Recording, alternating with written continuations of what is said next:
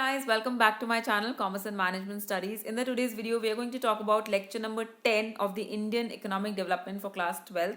We are doing a playlist जिसमें हम class 12th का IED वाला course complete कर रहे हैं. So there are going to be 11 lectures in which we are going to cover 11 chapters. Previous 9 videos are there on the channel. You can just check out them in the playlist section. Alright, so let's quickly start inflation. First of all, what is inflation? Inflation क्या होता है? Inflation is basically a continuous and an ongoing increase in the price level of the economy. When we talk about the price level, तो मैं किसी एक या दो commodity के price की बात नहीं कर रही हूँ. We are talking about a general price level. On a macro level, सभी commodities का prices किस तरीके से बढ़ रहा है, that study is called inflation. And when this price rises continuously, then we say that the economy is witnessing inflation, right? And inflation reduces the purchasing power. Purchasing power क्या होता है? आज जितने रुपीज आपके पास हैं उससे आप कितनी commodities purchase कर सकते हो, that is your purchasing power. Now obviously if the prices in the economy rise and your income is not rising, so in that case क्या होगा? With that same amount of money you will not be able to purchase that many goods as you were able to purchase earlier. For example, आज से 20-30 years पहले 50 rupees में हम जो चीजें खरीद सकते थे, today we cannot buy those things in ₹50. So that means the purchasing power has reduced. Why? Because there is inflation. ठीक है. सो इन्फ्लेशन को मेजर करने के लिए इकोनॉमी में बहुत सारे तरीके होते हैं. Basically there are two main indicators of inflation. दो चीजें हैं जिन्हें हम मैक्रो इकोनॉमिक वेरिएबल्स हैं जिन्हें हम स्टडी करके अंडरस्टैंड कर सकते हैं what is the state of inflation in the economy. These two are wholesale price index and consumer price index, WPI and CPI. Both of them are almost similar. Wholesale price index, which says that it measures the changes in the price of the good at wholesale level. मतलब wholesale level means जो चीज़ों का price है in terms of production, जो actual उनकी cost है उसे हम होलसेल प्राइस कहते हैं, राइट? बिकॉज जो होलसेलर्स होते हैं वो डायरेक्ट प्रोड्यूसर्स से गुड्स लेते हैं और प्रोड्यूसर्स की जो कॉस्ट होती है that is just the cost of production only, right? तो उस लेवल पे प्राइजेस कितने चेंज हो रहे हैं उसे हम कहते हैं wholesale price index. On the other hand consumer price index होता है that price which is available to the consumer. हमें पता है कि होलसेल प्राइस और रिटेल प्राइस में there is a difference, right? So when there is a change in the wholesale prices we call it WPI, and when we monitor the changes in the retail prices we call it consumer price index. And keep one thing also in mind, wholesale price index में सिर्फ goods होते हैं, whereas in consumer price index there are goods as well as services. यहाँ पे बहुत ही intelligent सा question है. Generally we will see that wholesale price index is much higher than consumer price index. ऐसा क्यों है? The wholesale price index is generally much higher क्योंकि होलसेल में सिर्फ और सिर्फ प्रोडक्ट्स यानी कि गुड्स हैं. फॉर एग्जाम्पल पेट्रोल का होलसेल प्राइस इंडेक्स में एक बहुत मेजर कॉन्ट्रीब्यूशन है. On the other hand consumer price index में गुड्स तो है ही but at the same time services भी हैं. सो कंज्यूमर प्राइस इंडेक्स में पेट्रोल जैसे प्रोडक्ट्स का कॉन्ट्रीब्यूशन बहुत कम है. तो when there is a rise in the price of the petrol which is rising constantly, तो WPI पे ज्यादा इफेक्ट आता है as compared to CPI. So generally we see that wholesale price index के थ्रू जो इन्फ्लेशन को measure करते हैं एंड कंज्यूमर प्राइस इंडेक्स के थ्रू जो इन्फ्लेशन को मेजर करते हैं, these two are generally different. Most of the economies follow the consumer price index. In India also we follow the consumer price index to measure inflation. This was some extra knowledge. Basically मुझे ऐसा लगता है when the students are studying Indian economy या जब macro economics पढ़ रहे हैं, they should understand things at a practical level. आप concepts पढ़िए, याद कीजिए what are these concepts, definitions याद करना जरूरी है, but you should also understand their practical implication. तो कीप इन माइंड इंडिया में हम कंज्यूमर प्राइस इंडेक्स को फॉलो करते हैं and there is a difference between WPI and CPI. Moving ahead we have causes of inflation. Inflation क्यों होता है? There are various causes. बहुत सिंपल से कॉजेज हैं. Number 1 obviously increase in the population. Population बढ़ेगी तो क्या होता है? डिमांड बढ़ती है. डिमांड बढ़ेगी तो प्राइसेस भी बढ़ेंगे. You have studied in micro economics that when price rise demand falls. There is a negative relationship, but when demand rises prices rise. There is a different thing. Why? क्योंकि जब demand rise हो रही है इसका मतलब उस चीज की प्रेफरेंस है इकोनॉमी में. So this is basically the prices are rising because of factors other than price of the commodity. Generally हमने पढ़ा है ना, लॉ ऑफ डिमांड क्या होता है कि if the price will rise demand will fall, if the price will fall demand will rise. But अगर demand बढ़ती है तो प्राइसेस इंक्रीज होते हैं. So increase in population, deficit financing. What is deficit financing? When in the economy there is budget deficit, budget deficit का मतलब होता है गवर्नमेंट या लोगों के पास पैसे कम है, that is called budget deficit. तो उस केस में डेफिसिट फाइनेंसिंग का मतलब होता है that the RBI will start printing more money, हम पैसों को प्रिंट करना शुरू कर देते हैं। This is not a good strategy. Printing more money means आप इकोनॉमी में करेंसी को प्रिंट कर रहे हो, people are getting more money, लेकिन इकोनॉमी की प्रोडक्टिविटी इंप्रूव नहीं हुई है। There is absolutely no change in the productivity, just the people now have more money. Now when the people will have more money with the constant supply, supply उतनी ही है economy में, production उतनी ही है, लेकिन लोगों के पास पैसे ज्यादा आ गए हैं, so demand will rise and supply will remain constant, and in that case prices start rising again. Increase in government expenditure, जब गवर्नमेंट लोगों पे बहुत ज्यादा या इकोनॉमी पे बहुत ज्यादा एक्सपेंडिचर्स करती है, लोगों की इनकम बढ़ती है, प्राइसेस बढ़ते हैं। Ease in financing, ease in finance का मतलब होता है जब बैंक बहुत इजीली लोन्स प्रोवाइड करते हैं, जब लोन्स पे जो रेट ऑफ इंटरेस्ट होते हैं, होम लोन्स पे जो इंटरेस्ट होते हैं, एजुकेशन लोन्स पे जो इंटरेस्ट होते हैं, या जो मार्जिन रिक्वायरमेंट्स होती हैं, जब ये बहुत कम हो जाती हैं because the government wants people to have money, so in that case the inflation starts rising. Rise in the import prices, जो आप बाहर से गुड्स इम्पोर्ट करते हो, जब उनके प्राइसेस बढ़ते हैं, इन्फ्लेशन होता है। Increase in the supply of money, increase in black money, black money basically parallel economy, वो money which is not in to the records of the government. तो ब्लैक मनी अगेन बढ़ रहा है, इसका मतलब इकोनॉमी में प्रोडक्टिविटी नहीं बढ़ रही है, but there is black money, so that case also the prices will rise and rise in the administered prices. अभी एडमिनिस्ट्रेड प्राइसेस क्या होते हैं? सी, जनरली इकोनॉमी में किसी भी कमोडिटी का प्राइस डिसाइड होता है by the factors of demand and supply, right, by the forces of demand and supply. जैसे डिमांड होगी वैसा प्राइस होगा, जैसे सप्लाई होगी वैसा प्राइस होगा। But there are certain commodities for which the government fixes the prices. कुछ ऐसी कमोडिटीज होती हैं जिसके प्राइसेस गवर्नमेंट फिक्स करती है, उन्हें हम एडमिनिस्ट्रेड प्राइसेस कहते हैं। यानी कि ये वो प्राइसेस हैं जो मार्केट फोर्स में डिसाइड नहीं हुए हैं, but the government has fixed the prices. Generally जो ऐसी गुड्स होती हैं जो नेसेसिटीज होती हैं, फॉर एग्जाम्पल वेजिटेबल्स, ऐसी जो कमोडिटीज होती हैं, इनके प्राइसेस जनरली गवर्नमेंट कभी कभी फिक्स कर देती है टू हेल्प द फार्मर्स और इन एनी सिचुएशन। तो जब ऐसे प्राइसेस बढ़ेंगे तो इन्फ्लेशन इकोनॉमी में ऑटोमेटिकली आएगा, बिकॉज यहाँ पे डिमांड सप्लाई का कोई रोल नहीं है, the prices have been fixed. So these are certain reasons or causes of inflation. Moving ahead, types of inflation, दो तरीके की inflation है। First is demand pull inflation, second is cost push inflation. पहले पढ़ते हैं demand pull, नाम से समझिए, demand और pull, pull का मतलब होता है किसी चीज को अपनी तरफ खींचना। तो क्योंकि लोगों की डिमांड बढ़ गई, now they are themselves bearing the cost of inflation, अपनी तरफ ही हमने प्राइस राइजेस को खींचा है क्योंकि हमने ही डिमांड ज्यादा बढ़ा दी। So demand pull inflation, demand pull inflation कब होगी? When there will be the rise in the demand. और डिमांड कब बढ़ती है? अगेन जब पब्लिक एक्सपेंडिचर बढ़ता है, यानी कि जब गवर्नमेंट लोगों पे ज्यादा स्पेंड करती है, गवर्नमेंट एजुकेशन फ्री प्रोवाइड करती है, रोड्स एंड ब्रिजेस बिल्ड करती है, हॉस्पिटल्स बिल्ड करती है, तो इससे लोगों का लिविंग स्टैंडर्ड बढ़ता है, अल्टीमेटली लोगों की इनकम बढ़ती है। Increase in the money supply, when the money supply in the economy will rise. Money supply बहुत सारे रीजन से बढ़ सकती है।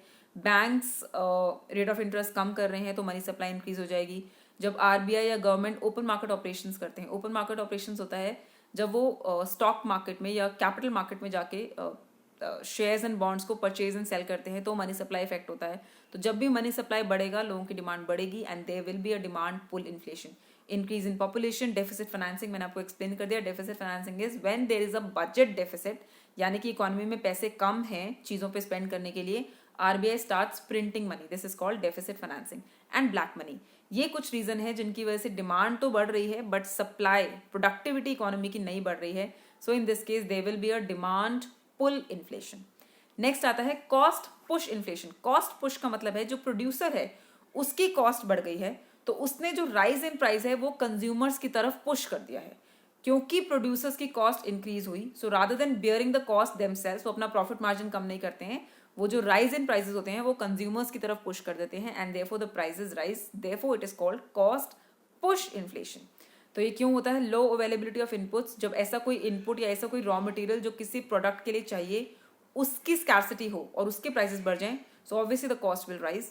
जब प्रोड्यूसर्स अपने प्रॉफिट मार्जिन इंक्रीज कर देते हैं, when the taxes rise, when the ways rates will rise, या जब बीच में बहुत सारे इंटरमीडिएटरीज आ जाते हैं और सब अपना मार्जिन लेवल इंक्लूड करते हैं, in that case we generally see cost push inflation. So these are two broad types of inflation. I hope you understand this. Moving ahead, last इसमें कॉन्सेप्ट है मेजर्स टू कंट्रोल इन्फ्लेशन। किस तरीके से inflation को control किया जा सकता है? इन्फ्लेशन को जनरली कंट्रोल करने के लिए या तो आरबीआई सामने आएगा या गवर्नमेंट सामने आएगी। जब आरबीआई कोई भी ऐसे मेजर्स उठाता है तो हम उसे मॉनेटरी पॉलिसी कहते हैं, यानी कि जब आरबीआई कोई भी पॉलिसी लेके आएगा स्पेसिफिकली टू कंट्रोल इन्फ्लेशन तो हम उसे मॉनेटरी पॉलिसी बोलेंगे। मॉनेटरी पॉलिसी में दो तरीके के there are two ways in which you can control inflation. First we call quantitative instruments, second we call qualitative instruments. नाम से पता चल रहा है क्वांटिटेटिव यानी कि जब नंबर्स में हेर फेर होता है तो हम उसे क्वांटिटेटिव कहते हैं।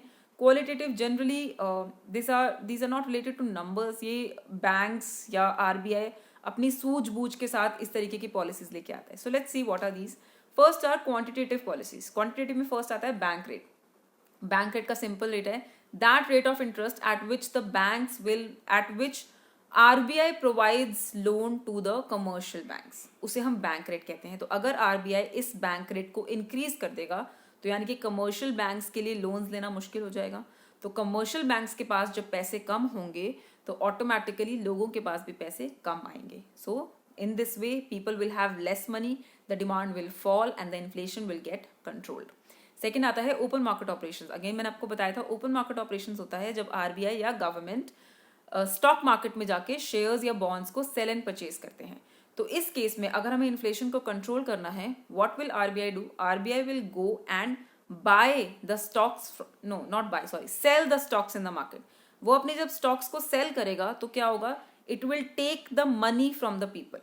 लोग आरबीआई के स्टॉक्स परचेज कर लेंगे और अपना मनी इन्वेस्ट कर देंगे, and when the money will get invested by the people, now they will have less money to spend. So in that case inflation will get controlled. And third आता है legal reserve requirements. Legal reserve requirements मतलब दो तरीके के reserves होते हैं जो कि कमर्शियल बैंक्स को अपने पास रखने पड़ते हैं। पहला होता है cash reserve ratio which says this is the minimum amount of reserve.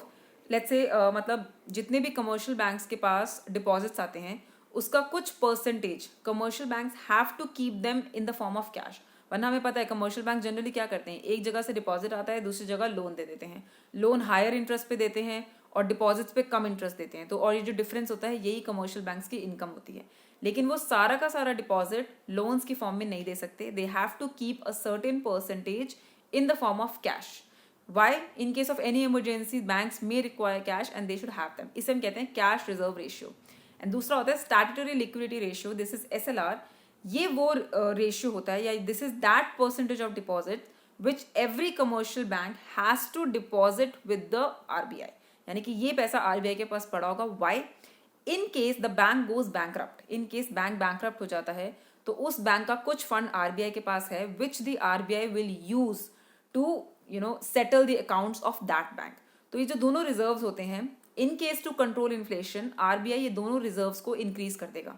Increase करने में क्या होगा, अब बैंक्स को ज्यादा पैसे रिजर्व की फॉर्म में रखने हैं और वो कम पैसे लोगों को एज अ लोन दे सकते हैं। तो जब लोगों के पास लोन कम जाएगा ऑटोमेटिकली डिमांड कम हो जाएगी and the inflation will get controlled. ये होते हैं क्वांटिटेटिव मेजर्स। सेकंड आते हैं क्वालिटेटिव। क्वालिटेटिव होता है सबसे पहला होता है मार्जिन रिक्वायरमेंट्स। मार्जिन क्या होता है, जब भी आप बैंक में कोई लोन लेने जाते हो you have to keep a certain security with the bank.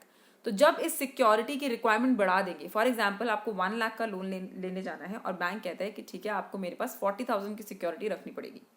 But in case bank अब मार्जिन रिक्वायरमेंट्स को इंक्रीज करके कहता है कि अब आपको 60,000 की सिक्योरिटी मेरे पास रखनी पड़ेगी। So in this case now people will take lesser loans and the inflation can get controlled.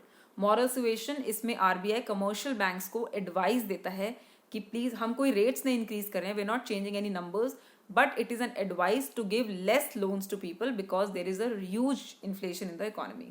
And last आता है selective credit control. Selective credit control होता है इसमें बैंक आरबीआई बैंक्स को कुछ पर्टिकुलर सेक्टर्स में लोन्स को कम करने की वो देता है। फॉर एग्जाम्पल आरबीआई कह सकता है इन केस ऑफ एजुकेशन और in case of home sectors आप लोन्स को डिफिकल्ट कर दीजिए। फॉर एग्जाम्पल लोगों ने बहुत ज़्यादा होम लोन्स ले लिए हैं, लोग बहुत ज़्यादा घर परचेज कर रहे हैं जिसकी वजह से इन्फ्लेशन बढ़ रहा है and people are not able to pay back that money. So in that case RBI कहता है कि होम लोन्स पे आप लोन्स को डिफिकल्ट कर दीजिए, do not give loans to the people. तो इसे कहते हैं सिलेक्टिव क्रेडिट कंट्रोल, किसी पर्टिकुलर सेक्टर में जाके क्रेडिट को कंट्रोल करना। These are the monetary policies which the RBI takes to control the inflation. Second आता है अगर ये पॉलिसीज अगर ये स्टेप्स गवर्नमेंट लेती है तो उसे हम फिस्कल पॉलिसी कहते हैं। फिस्कल पॉलिसी में कैसे गवर्नमेंट इन्फ्लेशन को कंट्रोल करती है? First is government spending. हमने अभी तक पढ़ा है when the government spends more money in the economy तो लोगों का लिविंग स्टैंडर्ड बढ़ता है, लोगों की इनकम बढ़ती है एंड इन्फ्लेशन बढ़ती है। So in that case government will reduce its spending in the economy. जब गवर्नमेंट अपनी स्पेंडिंग को रिड्यूस कर देगी तो ऑटोमेटिकली इन्फ्लेशन कंट्रोल में आ जाता है. टैक्स इंक्रीज, अगर गवर्नमेंट लोगों का टैक्स बढ़ा देती है, now people are paying more money on their income and they have less income to spend, so in that case also inflation gets controlled. And third आता है पब्लिक बोरोइंग. इसे भी हम ओपन मार्केट ऑपरेशंस एक तरीके से कह सकते हैं. इसमें गवर्नमेंट क्या करती है, अपने बॉन्ड्स, जो गवर्नमेंट बॉन्ड्स होते हैं, मार्केट में जाके सेल करने स्टार्ट कर देती है. When the government's bonds are being sold in the market, what will people do? People will start buying the bonds. और जब आप गवर्नमेंट बॉन्ड खरीद लोगे तो मतलब आप अपनी इनकम का कुछ हिस्सा गवर्नमेंट को दे रहे हो. इन that case your disposable income will fall and inflation will get controlled. ये होती हैं monetary and fiscal policies. And इसके अलावा कुछ अदर तरीके क्या होते हैं, प्रोडक्शन को बढ़ा दीजिए. अगर आपकी डिमांड बढ़ रही है ठीक है, लेकिन अगर सप्लाई भी साथ साथ बढ़ रही है then prices automatically get control. तो प्रोडक्शन को इंक्रीज कीजिए, इम्पोर्ट्स बढ़ा लीजिए, प्राइजेस को कंट्रोल कीजिए. Government can come and ceil the prices that इससे ऊपर प्राइजेस नहीं जाएंगे. And population planning, as we know rise in population is one of the major reasons of increase in inflation. तो अगर पॉपुलेशन को control किया जाए तो ऑटोमेटिकली डिमांड कंट्रोल में आती है. So again keep in mind, ये जो मेजर्स होते हैं बाय द आरबीआई या गवर्नमेंट या एनी अदर मेजर्स, इन मेजर्स का इफेक्ट आने में बहुत टाइम लगता है. ऐसा नहीं है कि आज आपने ये मेजर लिया और नेक्स्ट डे से आपको इफेक्ट्स दिखेंगे, नहीं. These effects take long term to come into picture. So anyhow, these are some measures to control inflation. So that's about it. Next chapter में we are going to do, which is the last chapter of the Indian economic development. In this we are going to compare the India, Pakistan and the China, because ये तीनों economies काफी similar हैं. Detail में पढ़ेंगे in the next chapter. This was about it. So I hope you understand the inflation concept. I hope you like the video. So in the next chapter, that will be the last chapter, we will finally finish this playlist and keep learning. Your boards exams are very nearby. Thank you so much for watching the video. Thank you.